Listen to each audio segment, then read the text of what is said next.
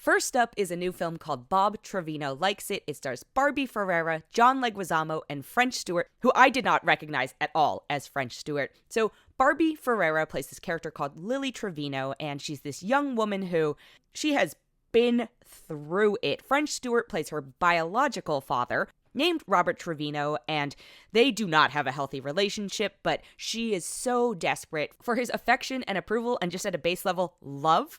He is terrible and at one point just cuts off communication with her. And so in trying to re-find him, she friends someone on Facebook who has the same name as her father, Bob Trevino, so we'll call them Robert and Bob. Bob Trevino is played by John Leguizamo, and then a friendship emerges from there. And so what I didn't know going into this is that it's based on a true story. But even hearing the premise and not knowing that it was based on a true story, I was like, this could be very disastrous. Or I didn't see the trailer, so I was like, oh god, is this gonna be some sort of creepy, horrible thing where either she does something like she murders him, where she murders Bob Trevino because she's just so desperate for family affection, or this guy's a total creeper and like takes advantage. I was so afraid of all those things, and I think it's worth noting to you, the audience, going into it, that this is actually such an uplifting film. Like, I was unexpectedly emotional at this, and again, I guess I didn't know a ton about it except for the basic premise of it, but I thought performance-wise, in lesser hands, I think this would have been a very tough watch. I think it could have come off as disingenuous. I think it could have come off as almost annoying, honestly, because, you know, this character of Lily Trevino is so desperate that you would be like, girl, stop, you know, and there's a certain point where it could cross over into a stage of, okay, this is behaving in a way that would be so outside the realm of believability that you as an audience member would disengage. However,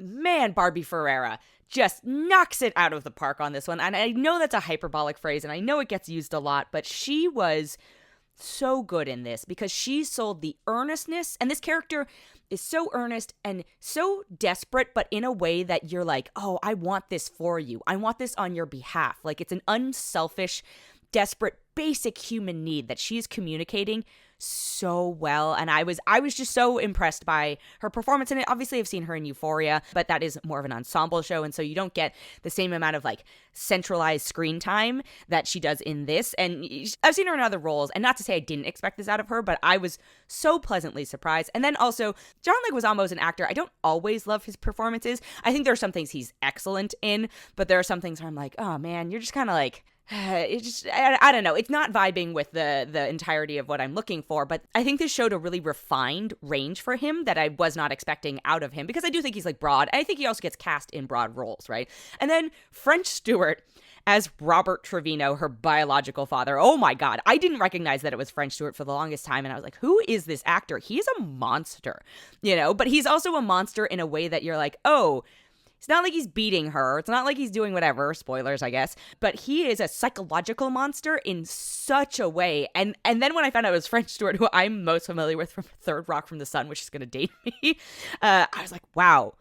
I did not expect that level of performance ability from him either. So really, actor showcasing. It's a contained film. It's borderline saccharine, and potentially this is me having watched this after having watched a bunch of films that are, you know, just really callous or intentionally violent and all this other stuff. I just liked seeing an interpersonal relationship-based film that has growth amongst the characters, that has really great performances. You know, it feels like a movie. This is a wild thing to say, but it actually made me feel a little bit better about the world at the end of the day, having come out from it. And I think that as an experience at the movies is an invaluable thing.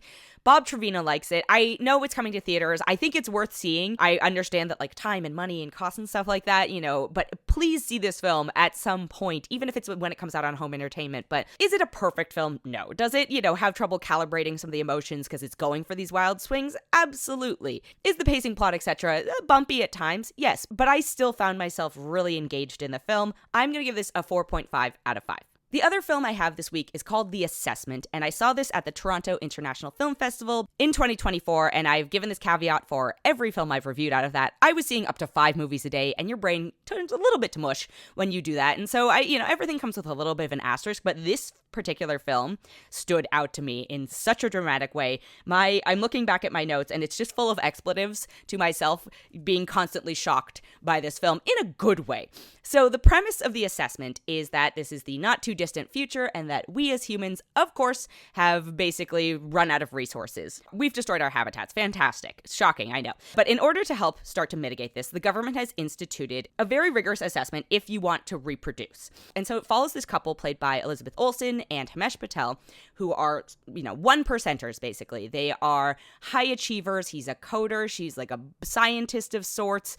And they decide they want to have a kid. And so the government assigns an assessor, played by Alicia Vikander, to determine basically, are they worthy of being parents? And you only get one shot at this. So I am not someone who has children at present. I do have parents who I have a relationship with, and I'm not implying that everyone has parents that they have a relationship with, but this is just where I'm coming from. So just to see the dynamic that forms, and I don't want to give too much away, but I think it is important to acknowledge, because this was one of the most impressive things in the film.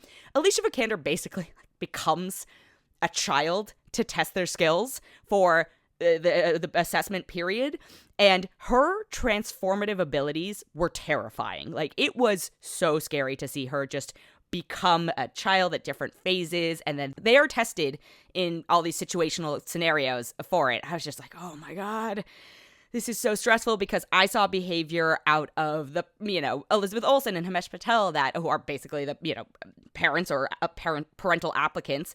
I was like, that is something my mother would do under stress, or that's something my dad would totally do.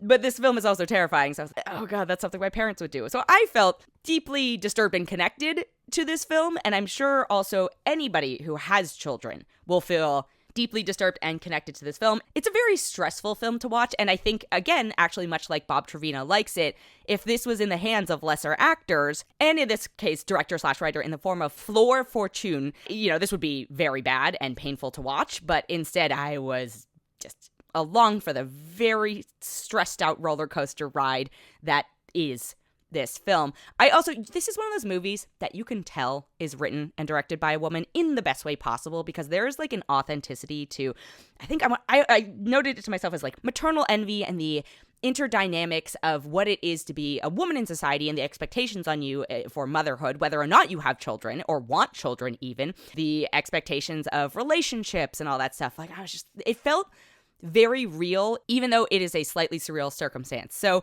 I really respected the film. I enjoyed the film in the sense that it took me on an emotional roller coaster. It is stressful to watch. So if you are not looking for that or don't have the emotional bandwidth at present, I would still suggest you come back and watch this film when you do. But this movie does an excellent job of capturing what are actually grounded human interactions in a very exaggerated environment. I am going to give this a 4.6 out of 5.